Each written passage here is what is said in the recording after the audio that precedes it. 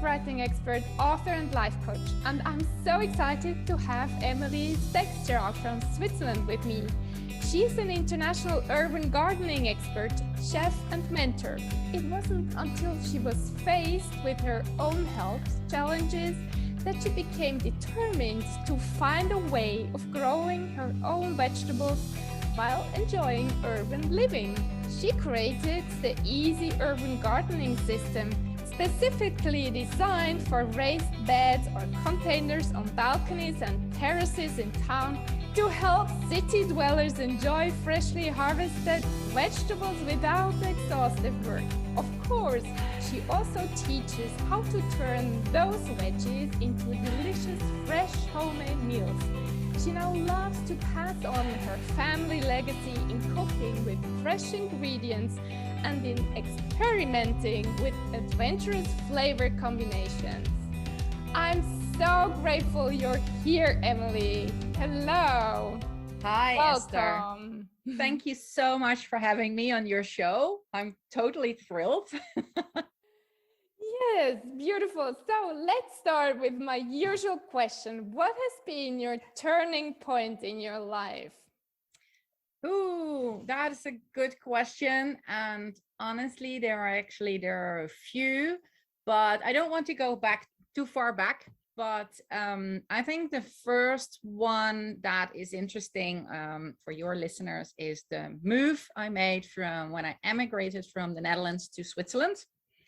That was a big turning point because I gave up quite a nice corporate career as COO in a middle-sized company and being a board member and all the excitement that comes with that, to move to Switzerland, kind of like in the expectation of just finding another nice and exciting and challenging job.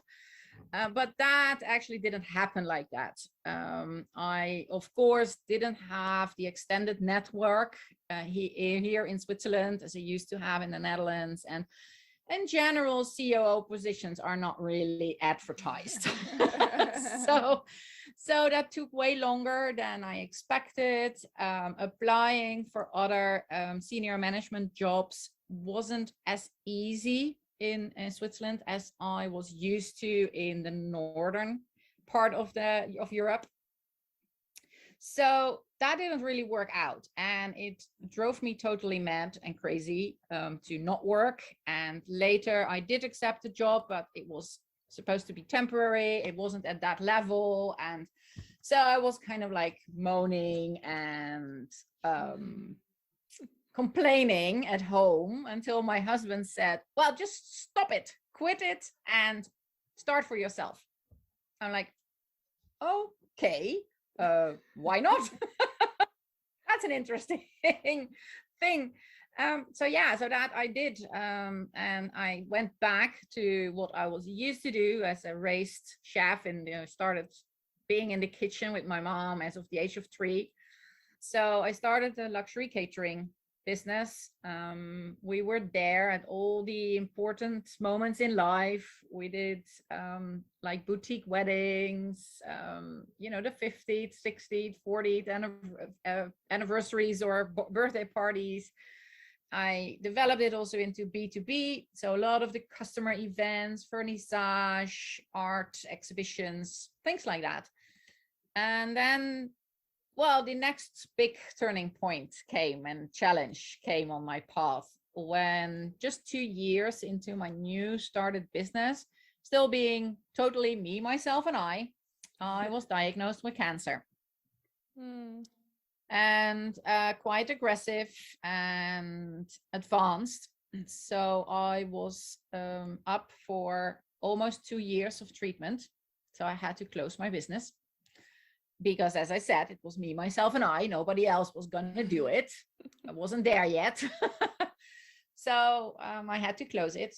And then after conquering the cancer and being kind of like back on my feet again, I restarted. So I picked up the pieces and started the same business over again. Definitely not unsuccessful, but then I had to realize, or I came to the realization that the chemotherapy destroyed all sorts of things in my feet. And doing this kind of catering, definitely on the level that we were doing it, I could just not be on my feet that amount of hours. So doing a party or an event meant that the event itself, of course, is already like hard work, but all the preparations and what we say the so-called mise en place, it's like the days before. After the event, I couldn't walk for 3 days. So that was not very sustainable.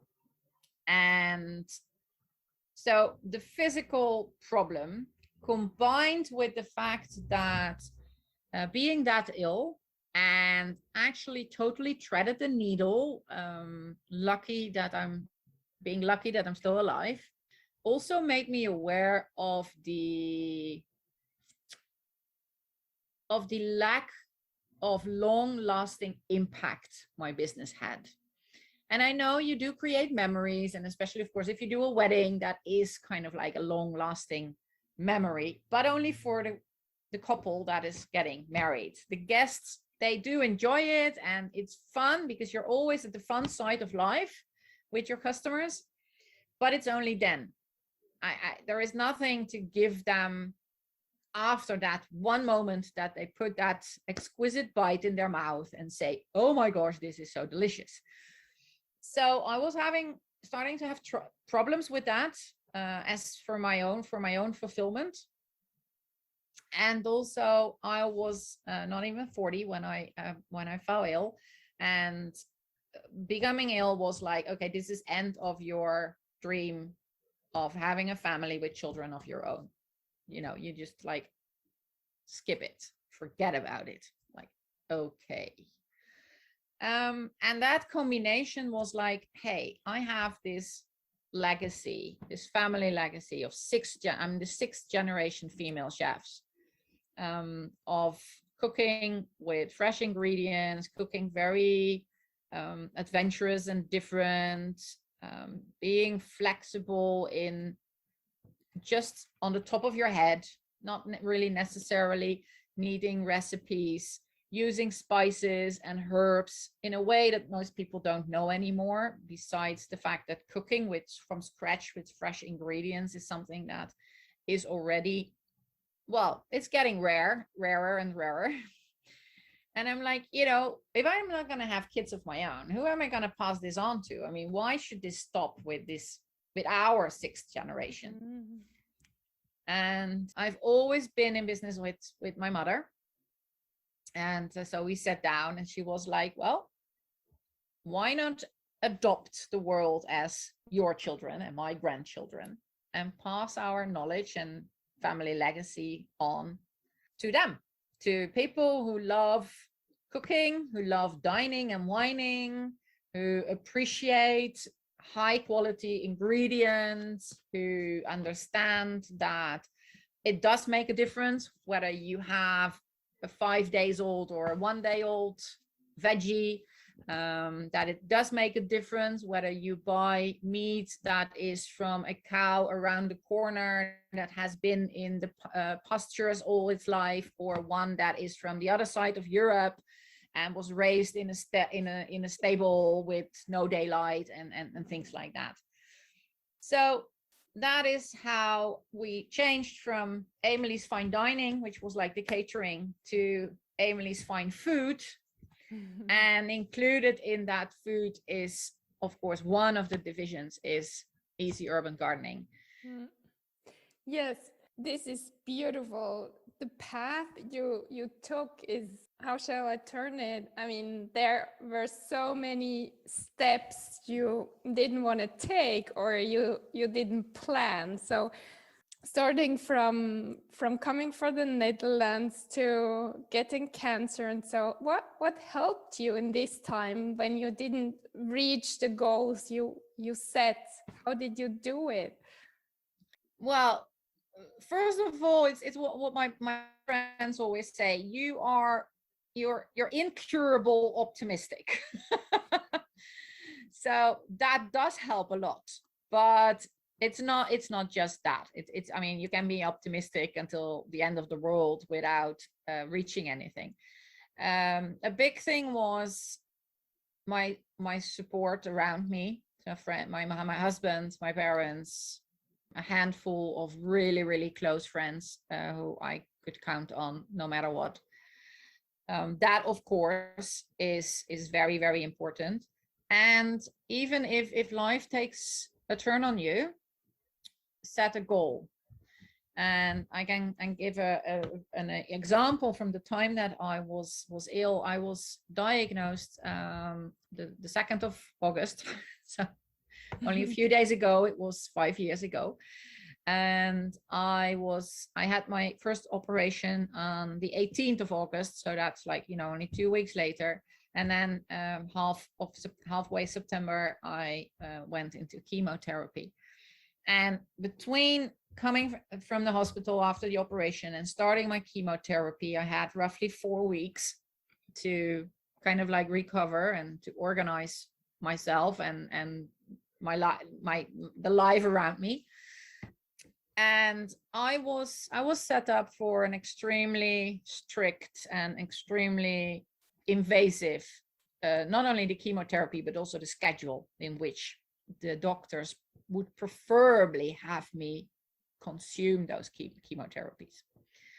And they said, but we definitely do realize that normally people can't stick to it. So if we, like, after a few months have to, reschedule, give you more time to recuperate from the one therapy till the next, that's fine. That's okay. Well, I'm Northern European and I'm Dutch, so I'm very stubborn and I'm blunt. So I told the doctors, I'm not going to reschedule anything. You're going to give me the schedule and I'm going to stick to it. And they were like, yeah, right. Sure you are. And then I was in the lucky situation of having a husband who is a pharmacist. And of course, my mother, who is, I would say, of course, with so many years extra experience when it comes to cooking and ingredients and food and everything. The trio of us, we sat down and I had my schedule, and my husband, of course, as a pharmacist, knew exactly what that meant and what that had would have the impact of it. So he made me a list of deviations I could expect. So he would make me a list and say, okay, during this trip, because I had 3 different kinds of chemotherapy. He said the first one will actually really attack this and this and this, and that will result in having a lack of these vitamins and minerals and other nutritional values. And the second one goes there and there, and the third one goes there and there, and part of it would be an overlap. So that would be like the worst period where I had 2 types of chemo overlapping. So he made that list, and then my mom and I, we sat down and we said, okay, what are we gonna, we wrote a diet. We said, okay, then this is what you need. Bottom line was lots and lots of fresh vegetables, pulses, fish, and, kernels, seeds, whatever. So we made kind of like a diet. And then I was, while researching on different things to really pinpoint the best vegetables, also anticipating on the fact that I might not be as hungry as I normally are. So we wanted the most valuable ingredients to make sure that even with eating only a tiny little bit, I would at least get those nutritional elements that I needed. Well, dark green leafy veggies, and we all know it. We don't eat them, but we all know it. And then during that research, I came to the shocking discovery that, because I knew, and we all kind of like know, if you're on holidays and you get a tomato directly from the vine, it tastes so much better. And we always say, yeah, but that's because of the holiday atmosphere. Partly, but for a big part also not. But I always thought that I preferred homegrown veggies because of the taste. And what I learned then doing my research is that the homegrown veggies, if you pick them and eat them and have no more than maybe a few hours between garden and plate, the nutritional value goes up between 50 and 95% compared to what you buy in the shops. Wow. So I was like, wait a second. The most extreme example is spinach. Within 24 hours, spinach only has 5% of its nutritional value left in vitamins and minerals. Oh. So if I buy a bag of spinach in the shop, I only eat fibers, which is important too, but not at that moment. At that moment, I needed the minerals and vitamins that are in the vegetables. So I was like, okay, now I have no other choice. I have to find a way to grow them myself, or at least those dark green veggies, because of course we went into winter. So that's even worse. I mean, the deviations in general are even bigger in winter when it comes to fresh vegetables and everything. So yeah, so that's why my dad and my husband, I did my research on the system. How can I grow vegetables, container gardening, square foot gardening, everything, the French jardin marché system, which is all comes down to dense gardening on small spaces. So I gave my husband and my dad instructions to build me a raised bed, to go and get me the specific ingredients, because I wanted to make my soil myself, because I wanted to be absolutely sure that there was nothing on chemicals, pesticides, whatever there is in store-bought soil mixtures. So I did that, and I started growing my vegetables. And so I had set myself a goal, and that is making sure that during the darkest time of my life so far, that I would at least take care of myself in the best way possible. It turned out to be a great thing as well, because living in town actually also makes that gardening is not from March to October. It's actually February to, I mean, your garden from February to November, and you have fresh greens in your garden 12 months a year.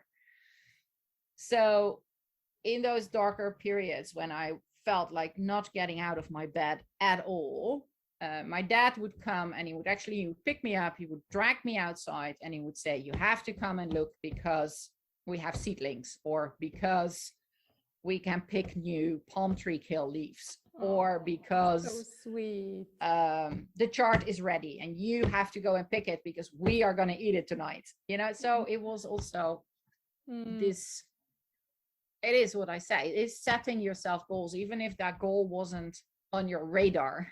And even though it is through those dark moments in life, setting a little goal of checking on my garden every day, even though I needed help with reaching that goal sometimes, but still I had that goal, I expressed that goal, I spoke it out, it was out in open that I wanted to check on my garden every day. And even if I didn't feel like, or if I was even too weak to stand on my own legs, somebody around me would drag me outside to check on my garden every day. Aww. And that is what gets you through it, in a way that you can do yourself. And then what I didn't do myself, but what I'm grateful for until the day, and until to date, and probably the rest of my life, is that I have two friends. They're both still living in the Netherlands, and without asking, organizing with my husband, they came for my birthday. And having friends that give unasked for help is so important during that kind of times, because you are not gonna, I mean, you're literally too weak to ask. You can't even come up with thinking about what can I ask help for, and you're asking help for somebody just being around is not something that we people tend to do. And that was exactly what was so valuable and so powerful, that just them just being there.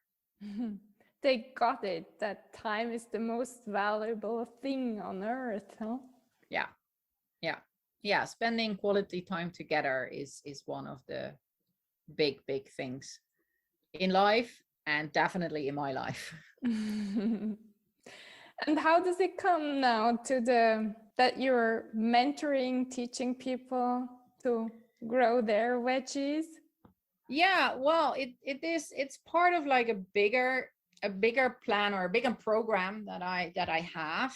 It's actually, as I said, quality time is really important. It's how I grew up. It's what we did. The dining table in our family was, of course, like a sacred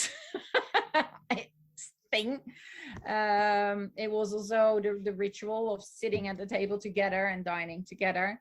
And yeah, coming from that place of actually at the beginning not even being sure that I would survive, and then of course being confronted, okay, it's that idea of having kids with whom I could go into the kitchen and could go into the garden. Like I grew up, I mean, we went with my mom into the garden and then straight into the kitchen with whatever we picked, and that would be cooked that night. Was that planned? No, but we went into the garden and we were like, oh, the beans are ready, let's eat beans tonight.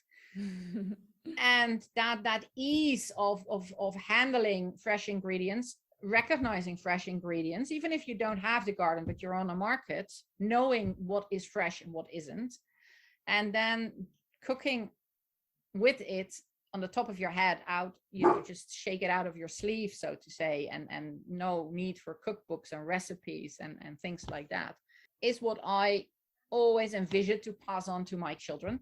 And when that dream kind of like shattered, I was like, okay, who am I going to teach this? Who am I going to tell what I know? I mean, who am I going to share this over 150 years of knowledge with? And that's how I came to building a program for where I teach people actually how to cook without processed food. We don't do processed food. To grow as many of the vegetables and herbs, especially also not only the vegetables, but of course also the herbs that you use in the kitchen yourself, even though you have a tiny balcony. I mean, and I'm really talking tiny. I mean, you can do a lot on as little space as 60 by 60 centimeters. Over a whole year, if you only grow veggies and you have a bed or a container of 60 by 60 centimeters, you can grow 16 different kinds of vegetables during a year. So it is literally tiny. We're literally talking square feet, or like, you know, a few square meters. And then of course, I mean, if you have these delicious vegetables, super tasty, super fresh, straight from your garden into your kitchen, what do you do with them? I mean, it would be totally pity and almost a crime to prepare them, you know, just boil them and put them on the table. You want to do something with them, something exciting, make them really not only really delicious but also different every time. And I mean, research shows that 75% of the adult people in the Western world eat too little veggies. And they pass that on to their children, so it's kind of like it's a horror without an end. So we have to make it a little bit exciting. We have to make it different every time, because otherwise we won't eat them. I mean, if I had to eat blanched beans more than twice a month, I would say no beans anymore. Thank you very much. But if you turn them, you know, you saute them once with some nice and exciting spice combination with some Asian spices and some European herbs, Mediterranean herbs, and you combine that in a way that a lot of people might not automatically think about, then all of a sudden, oh, this is nice. What else can we do with beans? So yeah, so that's what we do. I mean, we teach our people to, as I said, to manage the supermarket, how to stay away from processed food. I'm not saying you can't buy in a supermarket. I buy in the supermarket, but you have to know what to buy. And then grow your vegetables and herbs as much as possible, depending on the space and the location, but you can always do something. And then cook with fresh ingredients, but without recipes. Recipes are nice for the weekend or for Christmas and, you know, for things like that, or when if you're really into planning a fancy dinner party. But just normally on a Monday night, you don't want to have a recipe. You just want to open your fridge and, you know, throw things together in a different way than you did last week Monday. So we cook without recipes. And then I already kind of like hinted to it. A really, really big part in our program is also to create that family ritual of eating together, sitting at the dining table, no phones, no tablets, no TV, nothing. You sit at the dining table, you enjoy the time, you take the time, half an hour in a day, to sit down together, enjoy, not only enjoy the meal, but also enjoy each other's life, share with each other, talk to each other. What happened today? What are you planning on? What is busy? What happened at school? What happened at work? I don't care whether, and as I said, family for me is, it doesn't matter. You don't have to be, biologically family for me. That I don't care. If your best friends are your family, it's fine with me. Kids, no kids, grandchildren, no grandchildren. It's just the fact that the people you're living with or you're spending most time with, your loved ones, if you don't spend time to talk to each other, you end up being grown apart. All of a sudden. No, not all of a sudden. You have to make choices. You have to allocate time and energy to prevent that from happening. And for me, the dining table is number one place to prevent that from happening. Great, Emily. I love your message. Beautiful. And what does your dog say behind? Yeah. my little Dutch herder, my loyal gardening companion, is now actually trying to get indoors because he sees my husband running around there. So where can people reach you, Emily? Well, they can reach me easyurbangardening.club. That is my website. You can through the website, of course, you can also find me on social media. But I'm very active on Instagram. It's Emely's Easy Urban Gardening, but you can find me there through the website as well. And my mom she is going to be the one most active on Emely's Fine Food. So she's going to go a little bit more into the food side.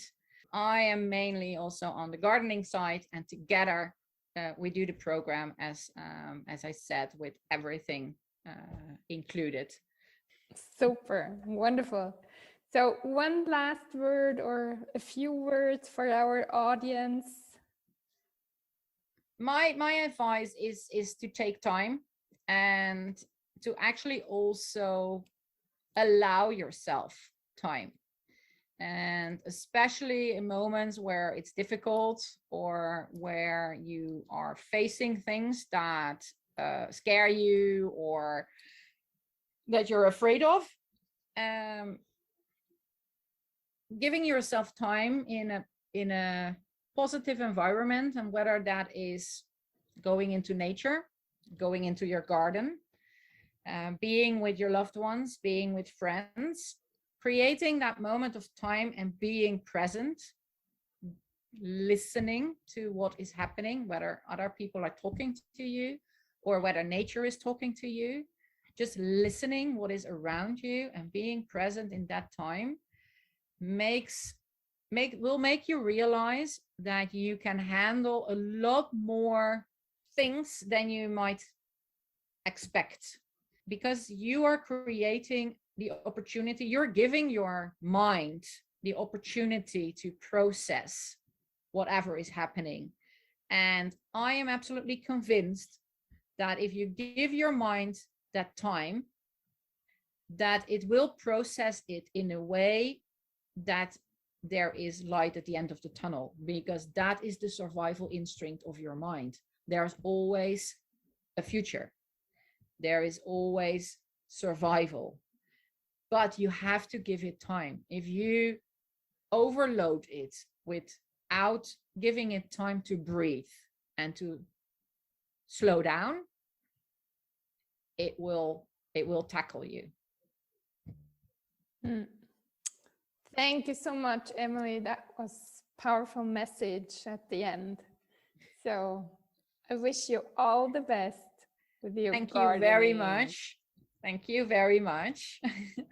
And thank you so much for having me. It was really, really wonderful. And for all your listeners that are interested or are thinking about starting or trying it out, there is a free roadmap on my website to download, which actually kind of like just gives you the first steps with just one pot and start trying out how easy it can be to grow vegetables. Super, wonderful. Thank you so much, Emely.